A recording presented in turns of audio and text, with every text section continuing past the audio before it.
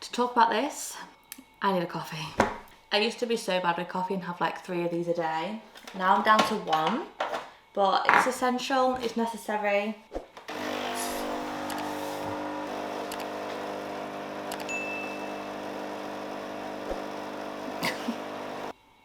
Hi guys, and today I'm going to be talking about the time I made a grown-ass man cry.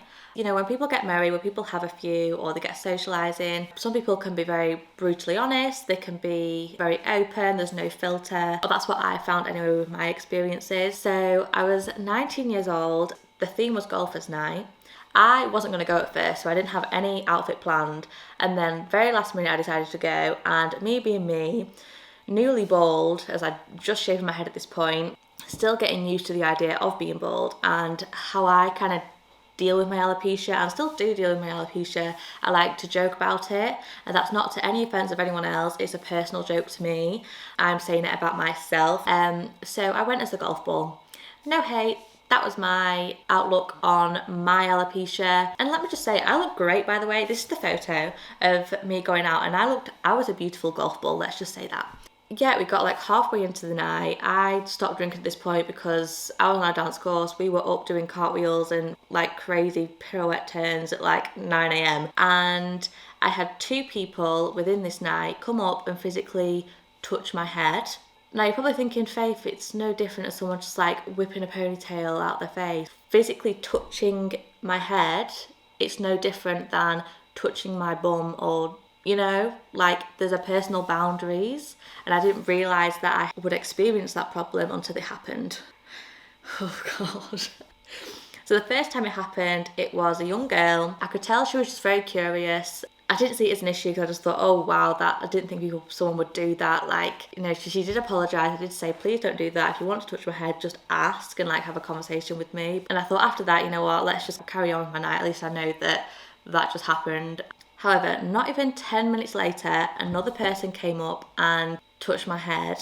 It felt a more firmer touch when I was like, oh, that is not a friend. I do not know whose hand that is. And I turned around, saw this guy, and he was quite a big guy as well. Like, you could tell he went to the gym. And I just turned around and went, please do not touch my head. Who do you think you are? Like, no. Yeah, I think he ran to the toilet. Looking back, I'm glad it happened because it's made me feel, hi, do you want to come up? This is Patch, everybody. Again. Oh, you want to go down now? Don't jump, don't jump, don't jump. Oh my God. But yeah, looking back now, I'm glad it happened because it popped my innocent faith bubble of like, there's so much more to think about, and also made me realise boundaries that I needed being bald now. Having a different look and being unique is very appealing and curious to people.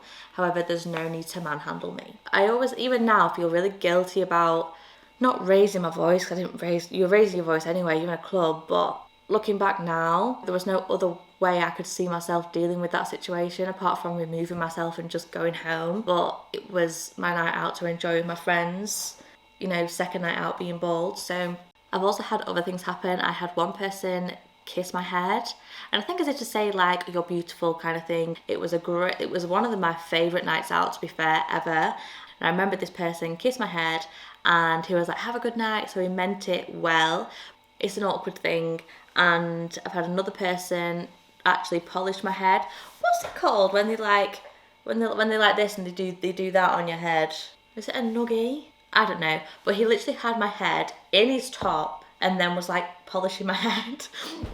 And it was so very, very random, and I did leave after that because that was a big shock. And the people that I was with were also like, are you okay? And I was like, I'm not too sure. I don't know what just happened. But to deal with these things, it's more a fact of rather preventing you having a good time out and a good night out and preventing you enjoying yourself. It's more realising that people don't mean it in a negative way. They mean it because they're curious. When you're married, you think you're invincible and that you can do anything.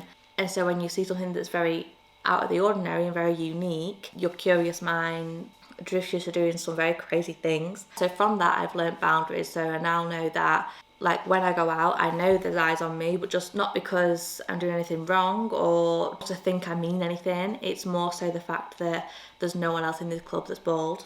And it is because I do go out bald, I don't go out in a wig because I would lose it. But yeah, more so the fact just to be aware of what can happen and what has happened. However, I've had so many positive experiences. I've met so many amazing people out there and had like some amazing conversations and met so many new friends as well. And yeah, these experiences were my self-growth experiences so that I can learn, develop, and pass on these experiences to other people who maybe want to go out bald or look a little bit different and want to go out and not feel awkward. Do that. Nothing's stopping you from going out and having an amazing time. When I go out, like to be aware of my surroundings much more now. I really zone in on personal boundaries and having my space, not being in a massive crowd of people. So yeah, I hope you enjoyed this video, and I've spoken so much about this that I forgot to have my coffee. But anyway, I hope you enjoyed this video, and also comment down below if you've had any crazy night out experiences that are funny or have made you realise certain things. I'd love to know, as I've just outed all of mine. Yeah, make sure to like and subscribe, and I'll see you in my next video. Bye!